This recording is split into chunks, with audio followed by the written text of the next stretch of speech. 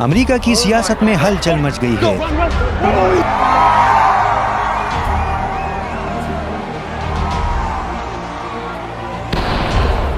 ایک نوجوان رہنما جسے صدر ٹرمپ کا قریب ترین اتحادی کہا جاتا تھا، اچانک ایک یونیورسٹی ایونٹ میں گولیوں کا نشانہ بن جاتا ہے۔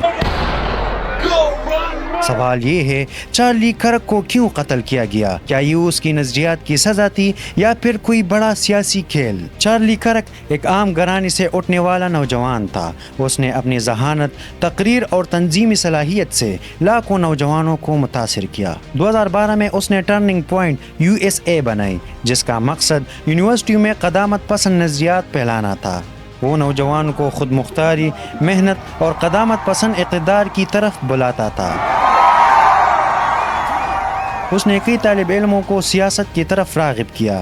وہ آزادی اظہار اور مذہبی آزادی کا بڑا حامی تھا۔ اس پر الزام تھا کہ وہ لبرلز اور بائیں بازو کی نوجوانوں کو دشمن کے طور پر پیش کرتا تھا۔ اسرائیل کے حق میں اس کی پالیسی بہت سخت تھی، جس کی وجہ سے فلسطین حامی حلقے اس سے شدید نفرت کرتے تھے۔ کئی بار اس پر تنقید بھی ہوئی کہ وہ امیگریشن اور اقلیتوں کے بارے میں متعصب خیالات رکھتا ہے۔ ڈونلڈ ٹرمپ کی صدارتی مہم میں وہ ہمیشہ آگے رہا۔ ٹرمپ کی جلسوں میں میڈیا اور سوشل میڈیا پر وہ ٹرمپ کی دفاع میں ڈٹ کھڑا رہا۔ اس وجہ سے اسے ٹرمپ کا سب سے کم عمر سپاہی کہا جاتا تھا۔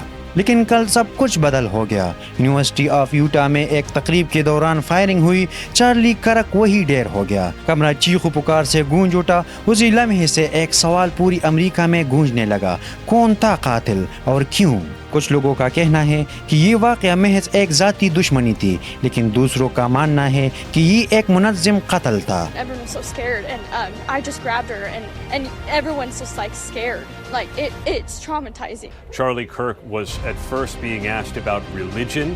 He was talking about being transgender. کیونکہ کرک نہ صرف ٹرمپ کا قریبی اتحادی تھا، بلکہ اسرائیل کے لیے اس کی غیر مشرط حمایت نے اسے کئی دشمن بھی بنا دیے تھے۔ کیا یہ حملہ ان لبرل گروپس نے کرایا جنہیں کرک کی زبان اور نظریات پسند نہیں تھی، یا پھر یہ کسی بڑی سیاسی کھیل کا حصہ تھا؟ ابھی یہ راز کھلنا باقی ہے۔ ڈونلڈ ٹرمپ نے کہا، ہم نے ایک جنگجو کھو دیا ہے۔ قدامت پسند رہنماؤں نے انہیں ہیرو اور شہید تحریک قرار دیا۔ This kind of rhetoric is directly responsible for the terrorism that we're seeing in our country today, and it must stop right now.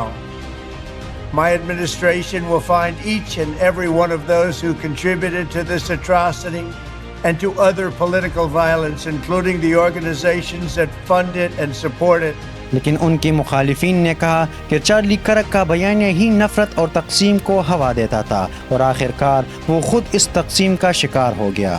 Charlie کرک کی موت ایک سوالیہ نشان چھوڑ گئی ہے۔ کیا وہ ایک ہیرو تھا یا ایک متنازع شخصیت؟ کیا اس کی موت ایک حادثہ تھی یا سوچا سمجھا قتل؟ وقت ہی بتائے گا۔